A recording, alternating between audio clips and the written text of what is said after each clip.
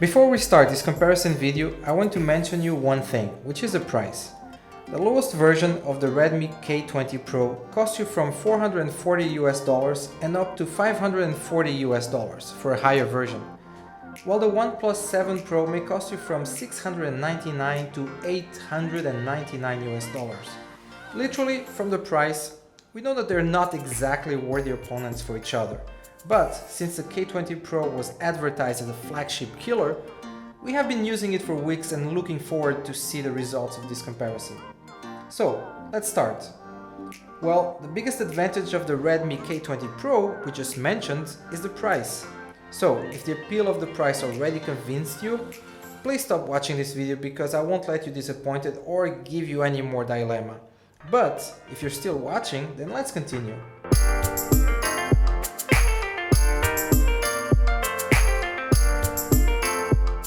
The Redmi K20 Pro is being advertised as the new flagship killer, which is very interesting and perhaps ironic since Xiaomi actually released their own flagship 3 months ago, the Mi 9.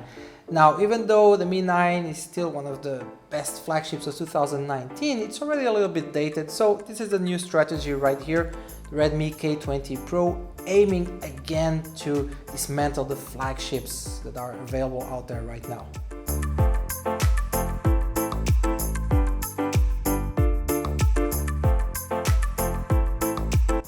Okay, let's consider this question for a moment. What is a flagship nowadays in 2019? What makes it a flagship? Is it the price? Is it the powerful CPU or the high specs, or what is it exactly? I beg you to consider that while you watch this video and let us know in the comments below what you think for you makes a flagship, and then take that into consideration as we go through this review. To start this comparison, I want to introduce some tiny differences between the devices. For example, their vibration engines. The OnePlus 7 Pro uses a larger engine called Haptic Engine to achieve a wonderful haptic physical feedback, while for the Redmi K20 Pro, the engine uses a small rotor motor, which provides a weaker feedback.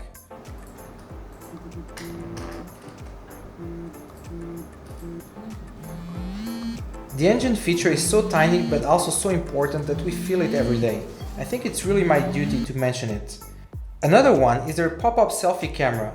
The K20 Pro needs around 2 seconds to call up its camera, while the OnePlus 7 Pro is faster for 1 second, and I don't really like the shining lights when the camera pops up. You can feel it. Now let's talk about the display for the OnePlus 7 Pro. Now we know it's an amazing display, but it's still worth talking about some very interesting details when comparing it with the Redmi K20 Pro. Both of them fill the entire front face of the phone, especially the OnePlus 7 Pro, with a curved screen flexible display from edge to edge without any notches. It does look more comfortable over the OnePlus with a larger size and the hidden edges. Though not leading the race here, the K20 Pro is still one of those smartphones with a higher screen-to-body ratio. The curves in the glass are not too acute that it distorts light when watching videos. This was something many users disliked about curved displays, and we're glad to see it is much better than we thought on the OnePlus 7 Pro. It's a customized Samsung AMOLED display with 3K resolution and 90Hz refresh rate, while the K20 Pro has a standard Samsung AMOLED display, which is also standard setup amongst most flagships. To learn about their display quality, which may not be easy to judge by the eyes only, we did a test on their color reproduction. Under standard mode, the OnePlus achieved an average Delta E at 0.8, which is a pretty good result here and even close to some professional monitors, while the figure for the Redmi K20 Pro is 4.5. From my personal experience, the OnePlus 7 Pro is definitely a top display, which is much more enjoyable. On a smartphone, actually, the most directly and frequently interactive hardware for users is the display. So it's really a surprise that OnePlus listened to fan input around user experience design and hardware design. One thing about having such a high quality premium display like the OnePlus 7 Pro has is the battery. It doesn't matter how big the battery is, it's gonna drain more power quickly, and especially quicker than the Redmi K20 Pro right here. So when it comes to battery, yeah, the K20 definitely wins that one. Also, as a flagship for 2019, the OnePlus 7 Pro, it's kinda heavy, so you have that issue with the weight and the battery. For one-hand operation, the lighter K20 Pro with a smaller size feels more comfortable. If you're not ready to pay much on a burning top-notch display, the K20 Pro here may be an option for you. It's worth noticing that besides supporting two important industry standard color gamuts, the OnePlus 7 Pro has an automatic color management when you switch to the natural mode. It presents images with higher color accuracy, neither oversaturated or undersaturated.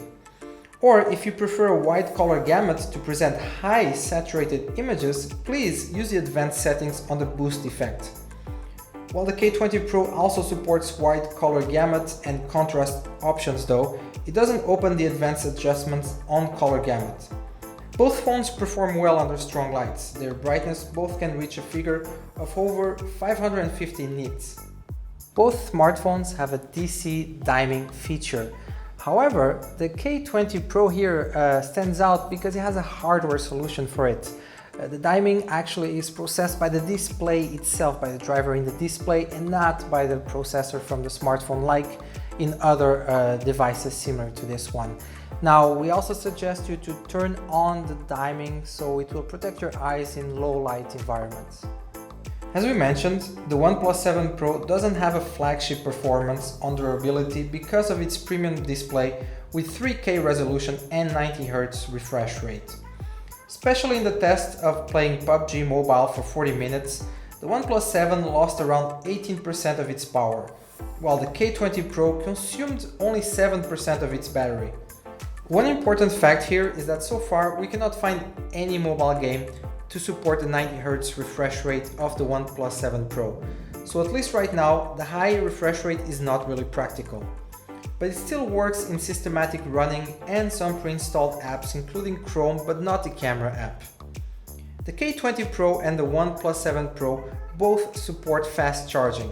Though the K20 Pro supports up to 30 watts fast charging, you can only get an 18 watts adapter in the box. So you'd better buy your K20 Pro Plus a 27 watts adapter for its highest charging performance. In our charging test, we chose the official 27 watts adapter for the K20 Pro and official 30 watts adapter for the OnePlus 7 Pro. The result is a close call as they both got a full charge in 80 minutes. But the power efficiency of the K20 Pro is much better here. So it's quite clear the K20 Pro won the battery round with an extra adapter. By the way, they both do not support wireless charging. So, isn't wireless charging supposed to be a flagship standard anyway? About the audio setup, we should notice that the K20 Pro here only has one speaker at the bottom right here, while the OnePlus 7 Pro has two speakers. It's stereo, so there's a speaker in the bottom and there's another right here on top, and the technology is Dolby Atmos. So really, when it comes to sound performance, I was really surprised. The OnePlus 7 Pro really feels quite incredible when you start playing loud music and you really feel the stereo sound. It's really good and a nice bass as well. God, seems like 1,000 years ago. I fought my way out of that cave. Became Iron Man. Realized I loved you. I know I said no more surprises, but I was really hoping to pull off one last one.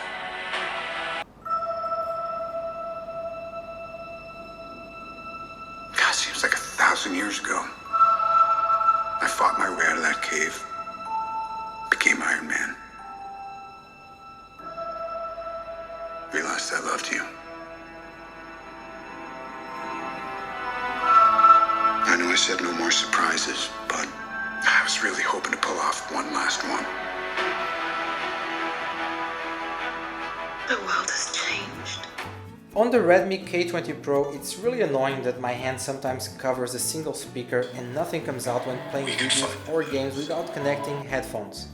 However, a good message here for the K20 Pro is the beloved headphone jack, especially when it's not to be found on the OnePlus 7 Pro. Let's look at their performance. The Snapdragon 855 no doubtly brought super fluency when running software. From my personal experience, the OnePlus 7 Pro got a better score on the touch latency. The reason I think could be the 90Hz refresh rate display working well with the Oxygen OS.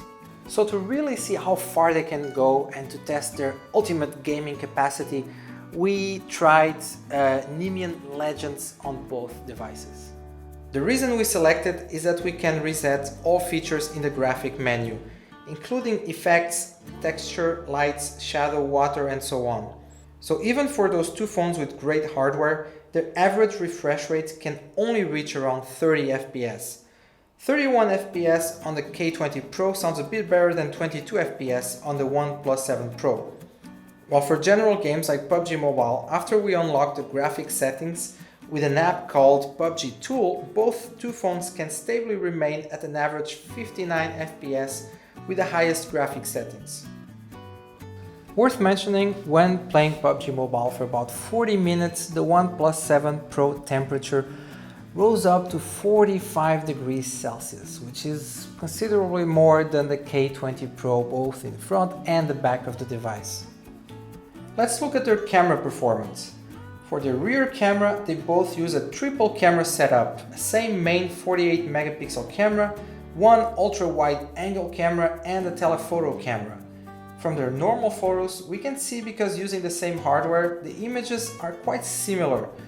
One difference is that the Redmi K20 Pro seems to provide a filter that already brings a social media ready effect with better dynamic range, while samples shot by the OnePlus 7 Pro presents a truer color reproduction and lower contrast.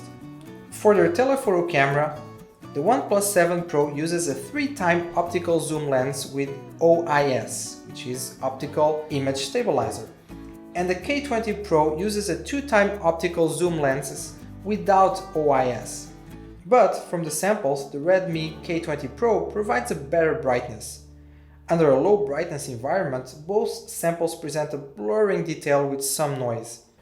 For their wide angle camera, the shooting angle of the OnePlus 7 Pro is around 117 degrees, while the K20 Pro's angle is 125 degrees.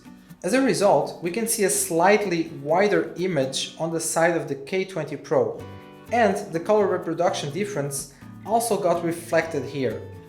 For their selfie cameras, the OnePlus 7 Pro uses a 16 megapixel setup, while the K20 Pro aggressively offers a 20 megapixel setup. From the samples with low light scenes, they both perform well on detecting edges and blurring background, but the OnePlus 7 Pro seems more natural here. And the OnePlus 7 Pro provides a better detail and contrast without blurring much facial detail. About the video recording on rear cameras, they both can shoot 4K and 1080p, both at 30 frames per second and 60 frames per second. Because of lacking OIS, the image of the K20 Pro seems shakier here.